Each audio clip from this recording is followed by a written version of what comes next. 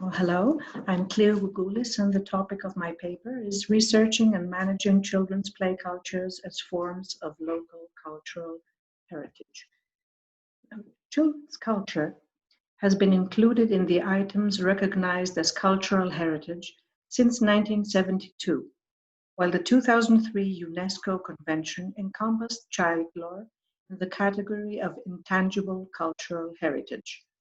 Children's play lore has both tangible and intangible aspects as children engage with their social and natural worlds, employing a variety of materials such as toys, playground structures, language, and forms of traditional knowledge. For instance, rule structures, songs, rhymes, stories, or forms of traditional craftsmanship. Children's play is part of an interdisciplinary field of study known since 1990 as the New Sociology of Childhood. Studies within the field of New Sociology of Childhood bring together a variety of disciplines investigating children as active participants in socio-economic and cultural life of present and past societies. Scholarly interest within this theoretical paradigm focuses on ethnographic and historical studies of children's experience of childhood and the role of children's peer culture in the production, reproduction, and challenging of adult culture. Now, the perspective of agency is quite useful in categorizing children's play as cultural heritage.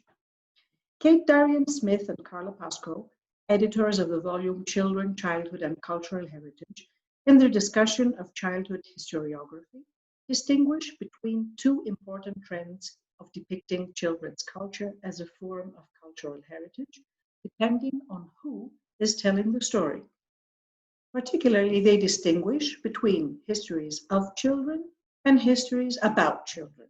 Histories of children tend to focus on experiences and practices of children.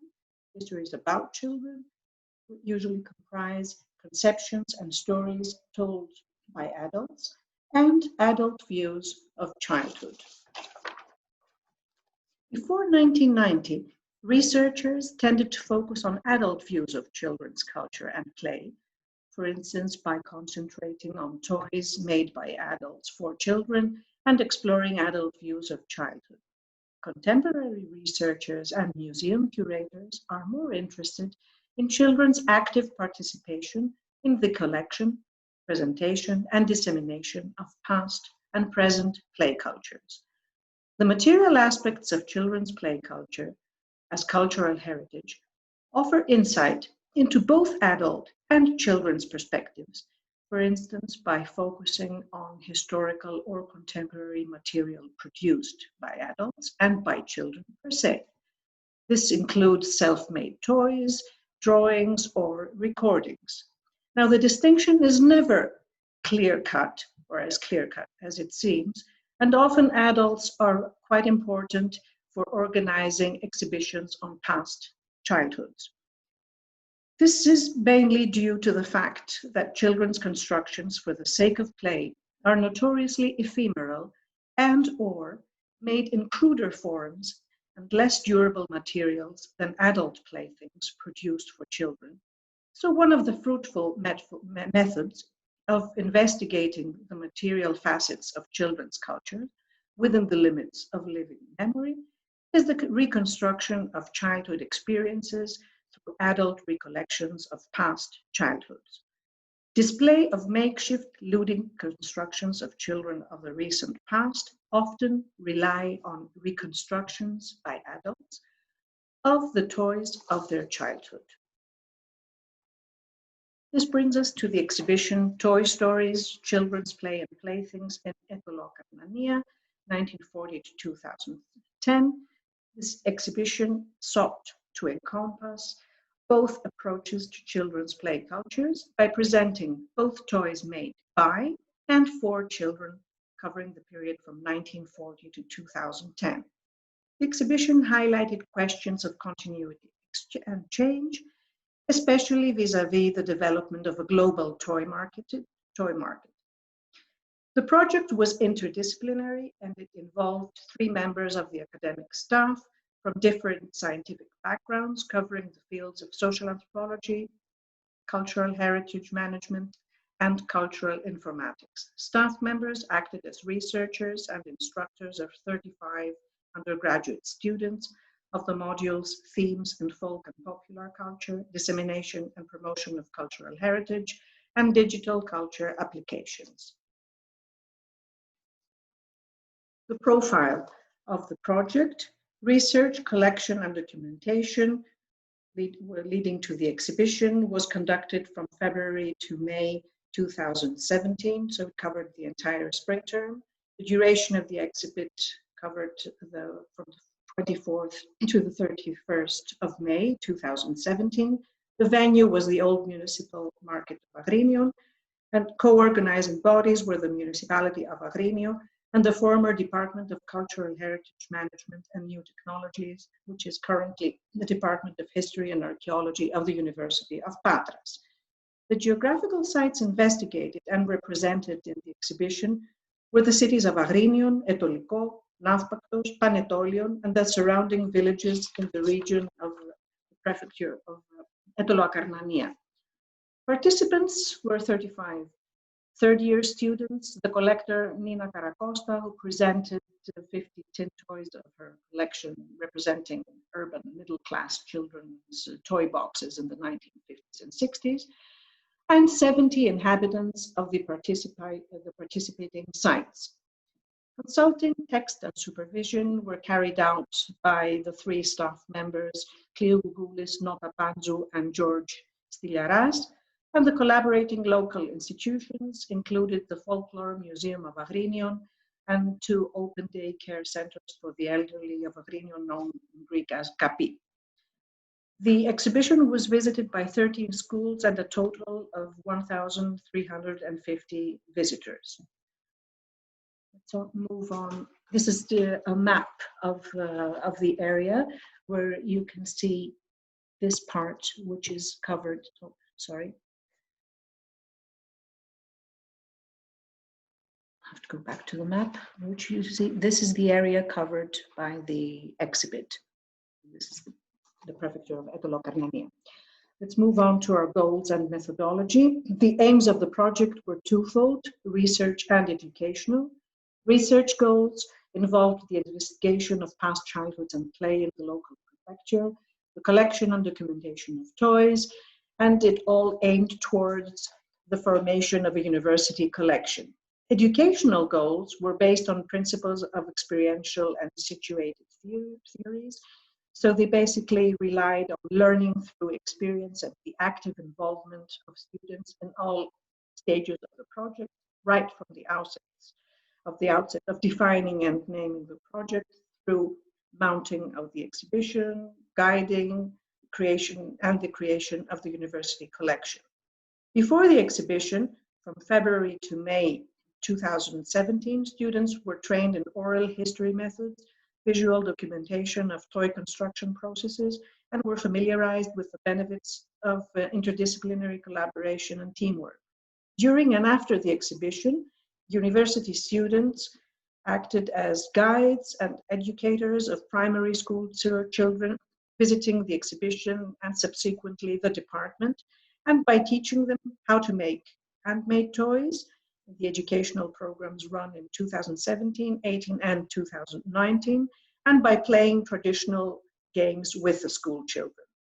They expanded the research project in 2018 and 2019 to comprise contemporary school children, and they collected children's drawings on their favorite toys.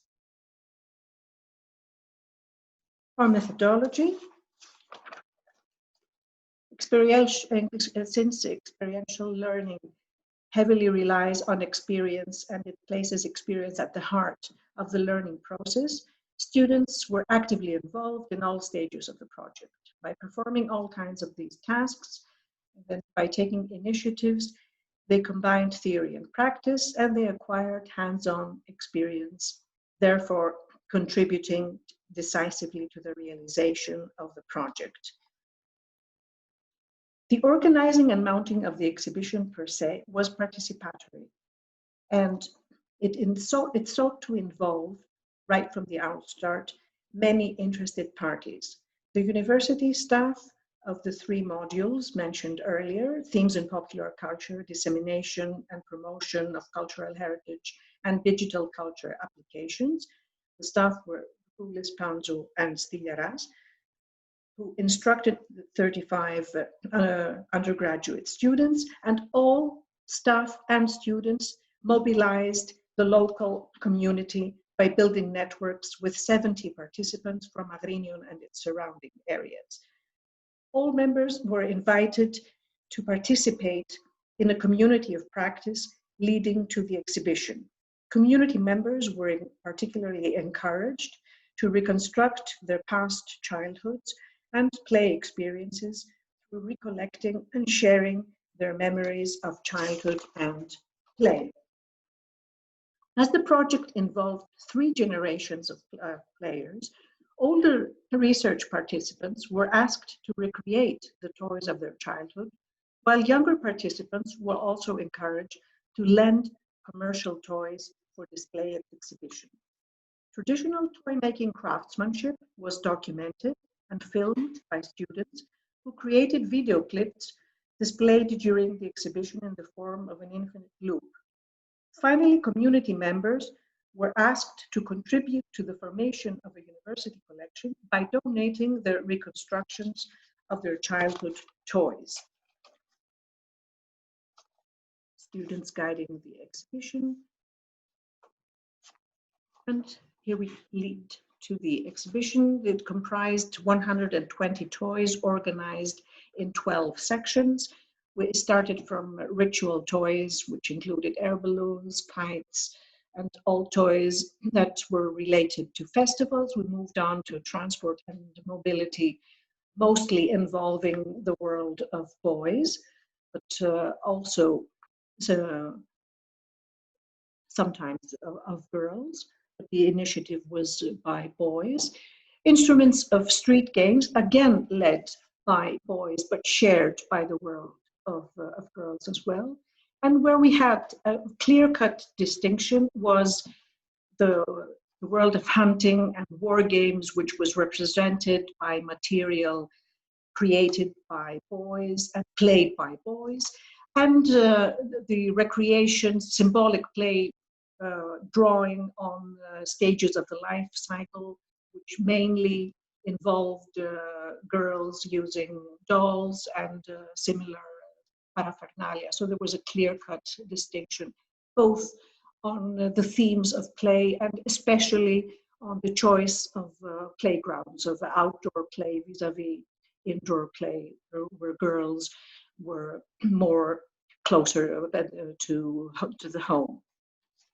Materials of creating toys were important, and children of the past tended to use materials from nature or from recycled materials from the home. Here you see a toy made of an aubergine, and at the end of the exhibition, of this presentation, you will see a courgette doll that was used for creating both animals and little dollies.